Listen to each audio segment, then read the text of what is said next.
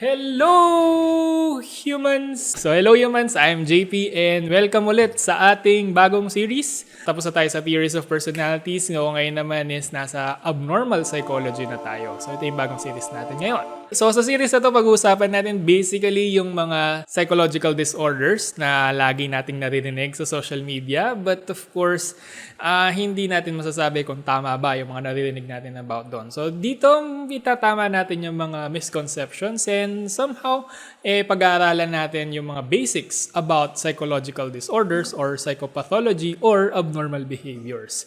So, wag na natin patagalin, no? Roll na natin yung intro.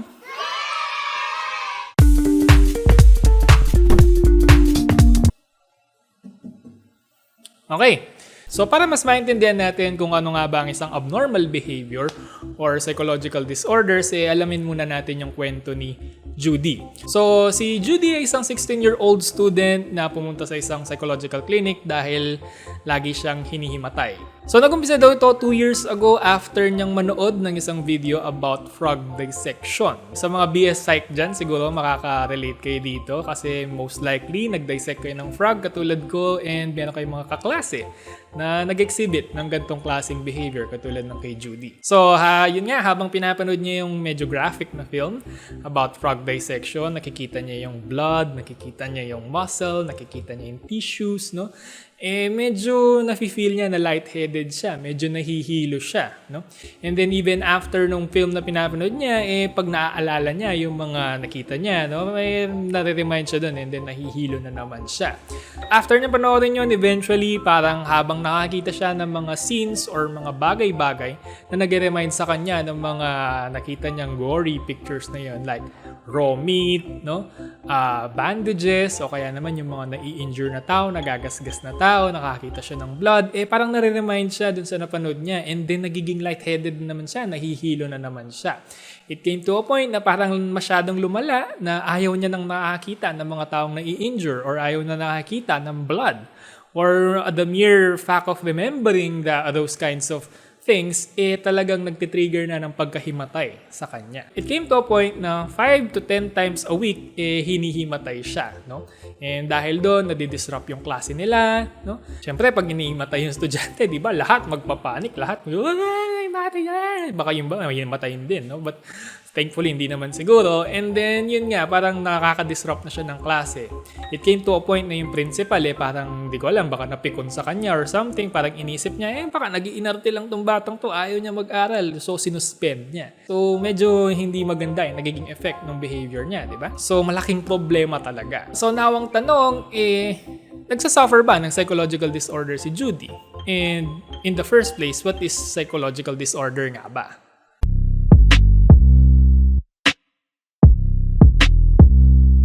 So a psychological disorder or problematic abnormal behavior is a psychological dysfunction within an individual that is associated with distress or impairment in functioning and a response that is not typical or culturally expected. So this kinds of behavior poses a threat for the person who is experiencing the behavior or people around that person. Kung hihimay natin yung definition na ito, makikita natin na may 4 na criteria ang isang behavior para ma-consider siya as abnormal behavior or as a psychological disorder. So, unahin natin sa psychological dysfunction. So, basically, this refers to the breakdown of cognitive, emotional, and behavioral functioning. So, nagkakaroon ng malfunction. Parang hindi tama yung galawan ng cognitive, ng behavioral, tsaka ng emotional functioning ng isang tao.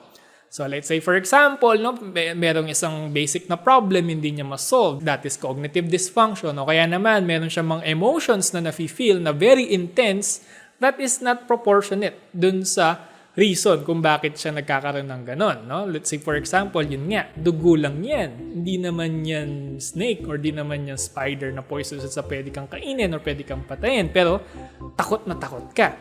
So there is a dysfunction. Hindi nagpo-function ng maayos yung emotion regulation mo. That kind of reaction is a psychological dysfunction. Parang sa case nga ni Judy, takot siya sa blood, tsaka sa mga injury, where in fact hindi naman kailangan talagang ganun yung reaction mo, meron ng dysfunction dun sa case ni Judy. And next criteria para malaman kung abnormal nga ba ang isang behavior is yung tinatawag nating distress or impairment. So sa distress, parang basically ang mga behavior ba na ito or ang symptoms ba na ito is nakaka-bother sa taong nakaka-experience or sa mga taong nakapaligid dun sa taong nakaka-experience. So that is distress, yung parang na-stress siya dun sa behavior na yon. So in the case of Judy, as we can see, nadidistress yung mga taong nakapaligid sa kanya kasi nga dinidisrupt niya yung klase pag inihimatay siya. At the same time, siya din mismo, we can imagine na nadidistress siya, no? Kasi hindi siya makapag-aral ng mabuti. So that is distress. And next criteria naman is yung tinatawag nating atypical or deviant yung behavior na yon sa culture na kinagagalawan niya. In other words, parang hindi yata normal na ganun yung response niya sa mga nangyayari sa kanya. So obviously, with Judy's case, in the culture na meron siya, hindi normal yon. Hindi normal na hinihimatay ka pag meron kang blood na nakikita. So that is atypical, that is deviant behavior. So in other cases naman kasi may mga seemingly abnormal behavior na perfectly normal dun sa culture na meron sila. Let's say for example sa mga probinsya, no, yung mga taong napopossess, no, on certain ceremonies or yung mga taong nakakarinig ng mga boses ng mga patay or mga medium. Huwag ngayon. No, on certain, again, context, hindi naman sila deviant sa culture na meron sila kasi that is perfectly normal for them. But if you will remove that behavior dun sa culture na yun, then that is atypical na. Let's say for example, sa US, no, ganun na yung pinapakita mo, nakikipag-usap ka na, then that is a deviant behavior na. In the case of Judy, yun nga, deviant na yung behavior niya in response to blood. Deviant siya. Lastly, if ang behavior is nagpo-pose na ng threat or danger sa taong nakakaranas ng behavior na yon or sa mga taong nakapaligid sa kanya, then that behavior is a candidate of being abnormal behavior. So, let's say for example, sa mga taong depressed, no, ang pagkitil sa kanilang sarilang buhay is a danger for that person dahil nga dun sa depression niya, may chance na pwede niyang wakasin yung sarili niyang buhay. Or sa mga may bipolar naman, pag naka-manic phase sila, so ang manic phase yun yung baligtad ng depressive phase, may mga risky behavior silang ginagawa, no? Like for example, bigla silang tumatakbo ng mabilis, tumatalong kung saan-saan, nagde-daredevil kung saan-saan, nagsha-shoplifting, nagde-drug use. So there's a danger for that person dahil dun sa symptoms na yun, dahil sa behavior na yun. So with the case of Judy naman, we can say na nagpa-pose din ng danger yung pagkahimatay niya randomly, no? Kasi let's say for example, hinimatay siya bigla dahil naalala niya yung mga yon and then walang sasalo sa kanya, bumagsak siya, mali yung pagkabagsak niya, nauna yung ulo. Medyo malaking problema ang pwedeng mangyari kapag laging nagpatuloy yung ganong klaseng behavior niya. So merong threat, merong danger. So in other words, kung ang behavior ay culturally deviant, meaning hindi siya normal response sa mga bagay-bagay, and then this behavior is dysfunctional, so ibig sabihin meron ng mali sa cognitive, sa emotions, tsaka sa behavioral functioning ng tao, and then this dysfunction causes distress, no? Kumbaga, na-stress na yung tao dahil sa mga simptomas na to.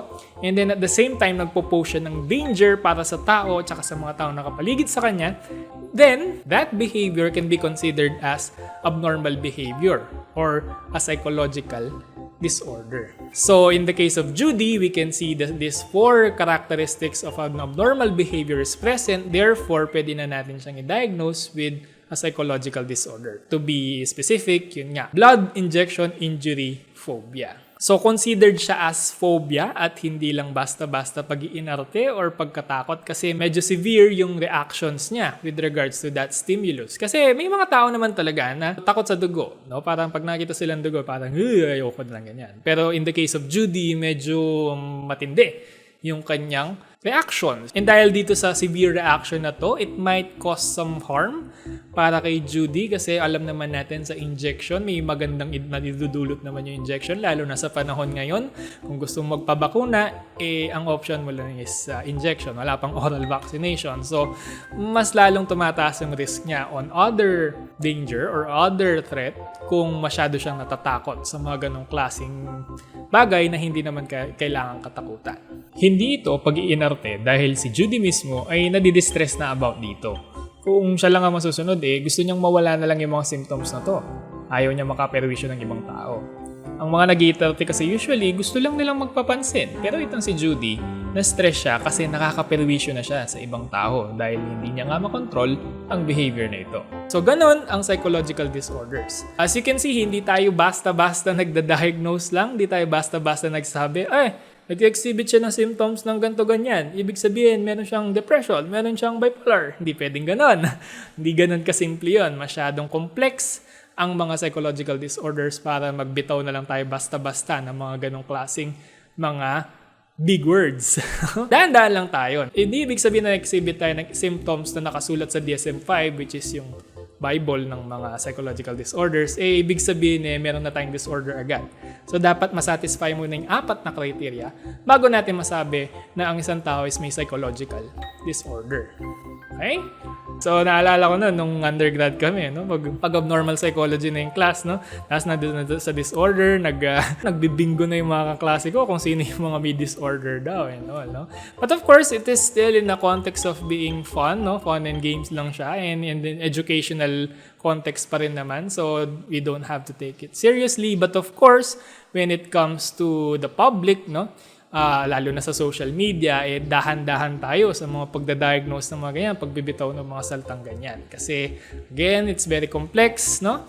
It's very complex in fact, to the point na merong science, no, na dedicated sa pag-aaral ng mga psychological disorders. Ang tawag dito sa science ito is Science of Psychopathology, which will be our topic for next week, no? So, yon ang abnormal behavior or ang abnormal psychology. So, let us always keep those 4 Ds in mind.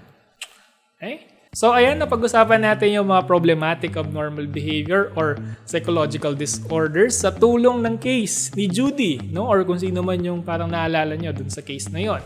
I hope you learned something and somehow nag-enjoy kayo kahit papano sa panonood ng video na ito. I'm very excited about the series because this is my major and somehow this is my obsession.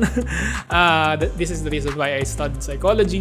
So, sana makatulong yung mga magiging explanations ko and yung mga naging experiences ko sa pagpapractice ko in a clinic. No? So, psychometrician pa rin ako but I'm under training sa pagiging psychologist.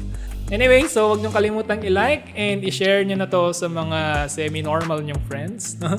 And maraming salamat sa panonood. So, yun na muna sa ngayon. Huwag niyong kalimutang mag-subscribe pala pag di pa kayo subscribe for more psychology-related videos. And yun na. No? Maraming salamat sa panonood. And hanggang sa muli. Alam.